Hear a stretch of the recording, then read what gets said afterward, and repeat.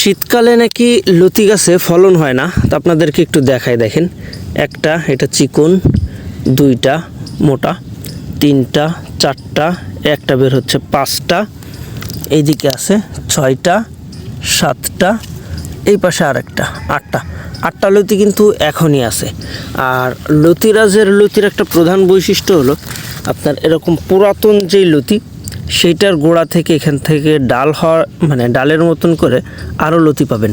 এটাই হলো আপনার যশোরের লতিরাজের একটা প্রধান বৈশিষ্ট্য, যার কারণেই কিন্তু একটা গাছ থেকে অধিক পরিমাণ ফলনটা আসে। এই যে এটাতেও দেখেন, একটা, দুইটা, তিনটা, চারটা, ওই পাশে আর একটা আছে, পাঁচটা। প্রত্যেকটা লতি কিন্তু এই যে মোটা মোটা। যদি ঠিকভাবে পরিচর্যা করা যায় তাহলে প্রত্যেকটা গাছ থেকেই কিন্তু এরকম ফলন আসা সম্ভব।